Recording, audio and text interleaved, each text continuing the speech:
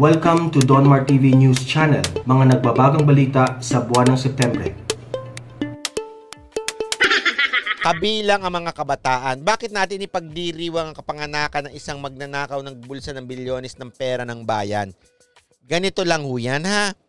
Alam mo, ito, naku,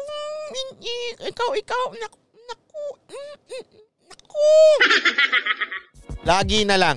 Alam mo yung lagi nilang sinasabi na sinasabi nilang si Marcos maraming pinapatay.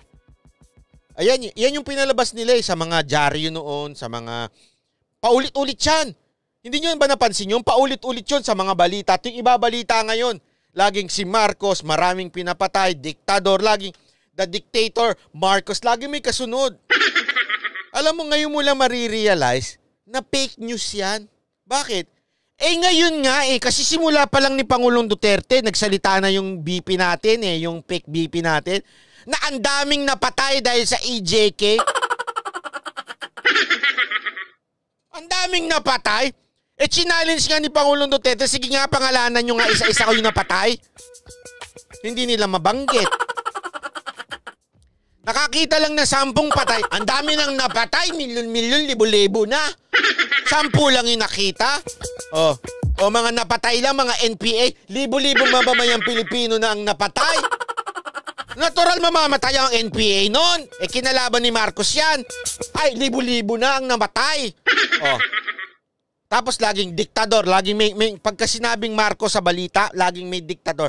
The dictator, may ganyan lagi. Kasi inaano nila sa utak ng tao, diktador. Diktador ba ang maghigpitan ang batas at pasunurin ang taong bayan? Diktador ba yon? Hindi diktador ang tawag doon. Disciplinarian. Kasi sa kanila noon, pagka sinabing bawal, diktador ka na, bawal! Diktador! Ang tanong ko sa inyo, nung bang kayo pumasok kayo nung high school at binagbawal kayong lumabas ng classroom, sinisigawan nyo yung teacher nyo na, diktador kang teacher, kang hinayupa ka, ha? At bakit bawal lumabas at gusto ko lang kumain sa labas o magyosi sa labas? Diktador kang teacher ka. Hindi ho ganon. Ang point ko kasi dito, talaga namang may batas na dapat sundin.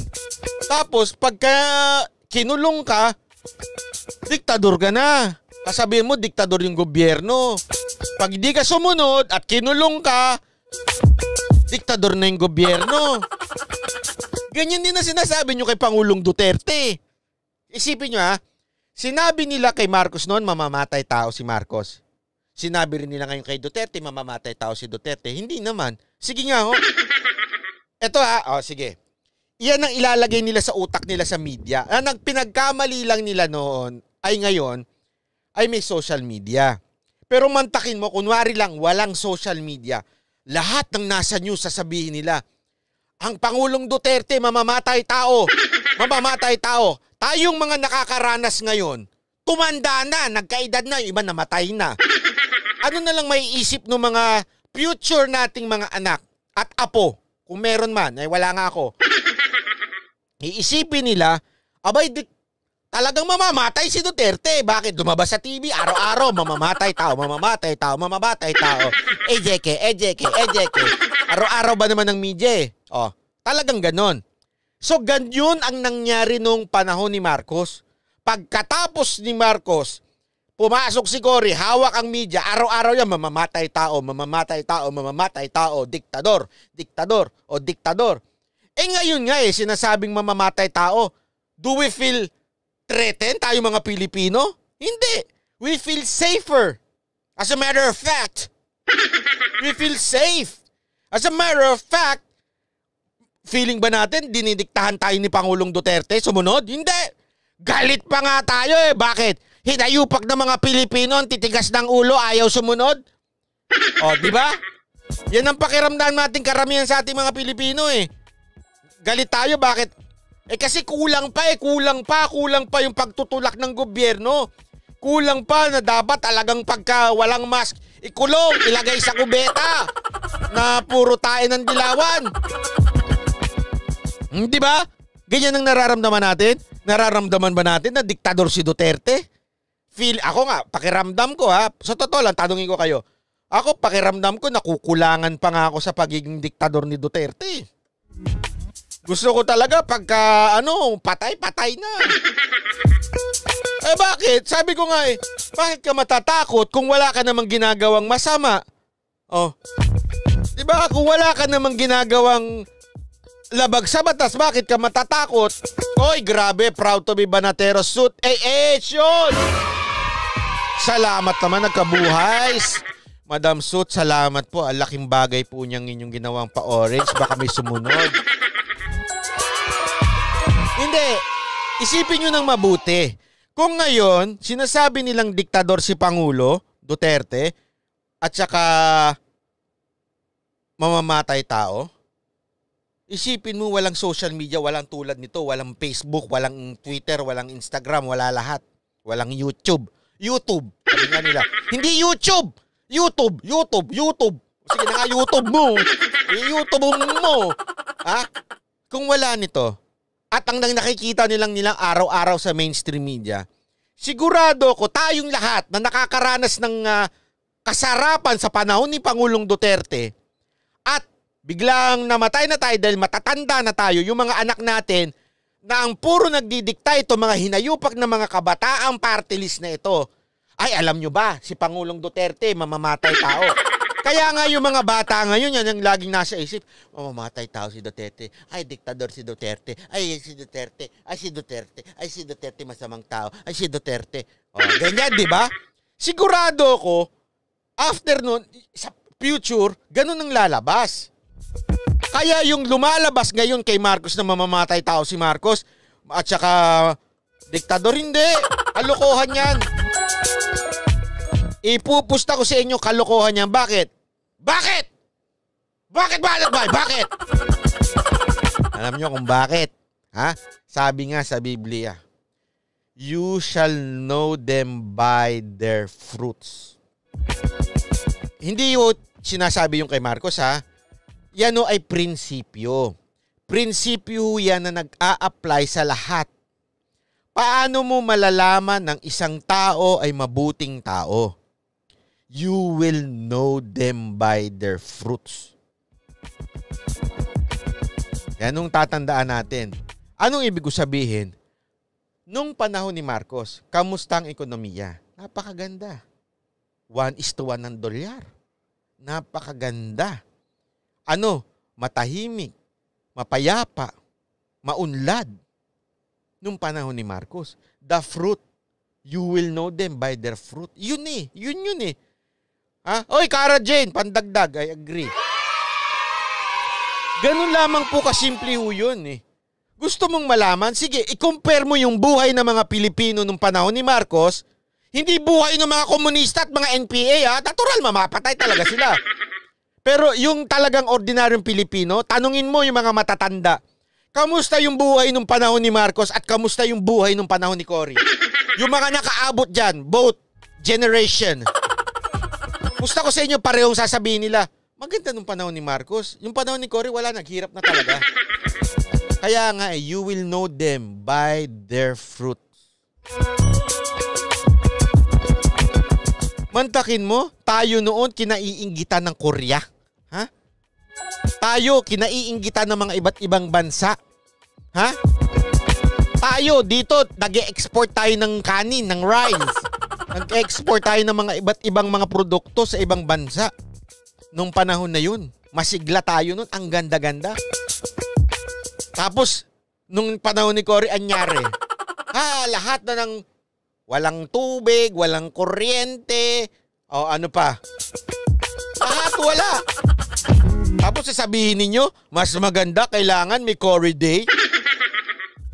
Ito sa inyo. Tapos sasabihin nyo, tama lang may Ninoy Day, pero walang Marcos Day. Sige nga, anong ginawa ni Ninoy na napakaganda? Aside from, ayoko nang, wag na yung part na yon. Kasi sabi ni Ibe, ano bang ginawa niya? Wala namang ginawa si Ninoy. Sa totoo lang, alam mo, nung bata ko, So ito nung bata ako, syempre naririnig-rinig ko yung kasi ako tumanda na ako nung panahon ni Cory. Pinanganak ako 1976. Syempre hindi ko pa masyadong nararamdaman si Marcos noon. 1986 na palitan na, 'di ba? So talagang medyo naramdaman ko na yung panahon ni Cory. Okay? Tapos sobrang papuri nila. Sobrang papuri nila kay Ninoy, Ninoy. Tapos nung tumanda na ako nung college ko, tinanong ko talaga sa sarili ko, anong ginawa ni Ninoy? Aside from na napatay lang siya doon napatay siya sa, hindi ko sinasabing minamaliit ko yun Pero aside from doon sa event na napatay siya, anong ginawa ni Ninoy na maganda? Tanungin ko kayo. Tanungin ko kayo, meron ba? Sabihin nyo sa akin, anong batas na naipasa niya at magandang ginawa ni Ninoy? Kayo mga dilawang tayong nanonood, kung meron man. Wala. Nada. Ilang beses ko ang pinanood yung istorya niya Sabi ko, alam nyo kung ano lang ginawa niya? Napanood ko doon sa istorya niya, na-realize ko na lang, wala siyang ginawa kung hindi idebate si Marcos. Wala siyang ginawa kung hindi magreklamo kay Marcos. Wala siyang ginawa, alam mo kung ano yung tawag mo doon? Etong mga aktivista na to, ganun na ganun. Bayani na ngayon yun? Paano naging bayani nun? Hindi, sige nga ako. Sa akin same, sarap magmura, pero same S. Alam niyo na yung S. Same thing Same thing yung ginawa ni itong mga aktivista nito. Ganyan ang ginawa ni Ninoy noong panahon ni Marcos. Kung hindi magreklamo, idebate, kung ano-anong pinagbabanggit, banata ng gobyerno, ganyan. Maganda ba? Maganda ba? Sige, ano nagawa niyang maganda para sa bayan? Tanungin ko kayo. Tapos, ginawan siya ng araw. Nilagay pa siya sa 500 pesos. Ang kapal ang mga mukha ninyong mga dilawang tayo kayo Nilagay pa siya dyan. Nilagay pa sa airport. Sobra-sobra nakatatlong tatlo ang binigay. Wala namang nagawa. Tapos kay Marcos, isa lang dun sa Ilocos. Ayaw nyo pa na ang daming ginawa. Ang kapal na mukha nyo. Yan ang masasabi ko sa inyo. Ang kakapal na mukha ninyo. Init na julo ko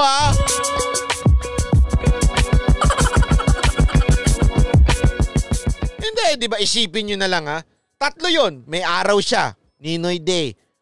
Nasa 500 pesos siya. Tapos nandun pa sa airport pa. Tatlo yan. Tatlong binigay sa kanya na wala naman siyang ginawa.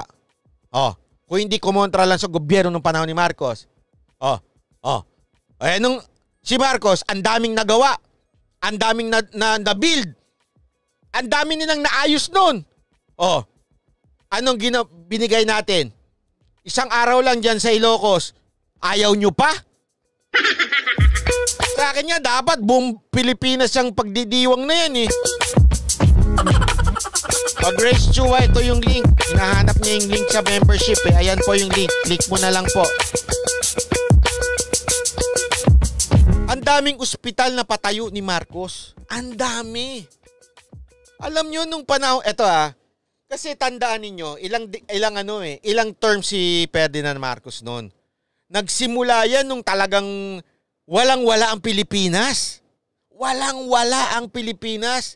Galing sa kakalaya lang natin sa mga Jamericano. Ganyan, walang-wala. Tapos, napa-asenso niya ang Pilipinas.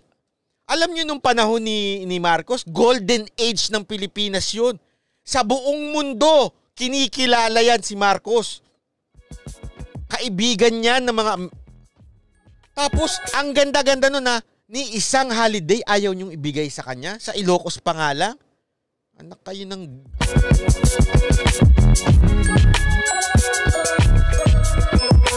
Ay, naku, sabi ko sa inyo, mga inayupak ito mga ito di ba? Kaya ako, ito sabi ko nga sa inyo okay? I am a Marcos loyalist even kasi nga sa father ko, alam ko, maganda naman talaga ginawa niya. Ngayon, am I voting for BBM? Ibang usapan naman yon, okay? Sabi ko nga, hindi ginawa ng magulang ay ginawa ng kanyang anak. Depende yan. Kung ano yung mapipresenta sa atin ni BBM, okay yan. Walang problema. Ang point ko lang dito, Okay, baka akala ninyo sobrang, masyado ka namang, ganun ka na kay Marcos, ganun ka na kay Marcos. Hindi. Ang point ko dito, okay? Ang point ko, ang ganda ng ginawa ni Ferdinand Marcos noon. Okay? Ang ganda. Hindi ko pa naaral yan kay BBM, kaya wag mo muna natin pag-usapan yan. Wala pa akong alam dyan, baka ayoko magmagaling. Okay? Pero ang ganda ng mga pinaggagawa ni Marcos noon, ni Ferdinand Marcos noon. Isa lang ang ibibigay natin sa kanya, ayaw nyo pa.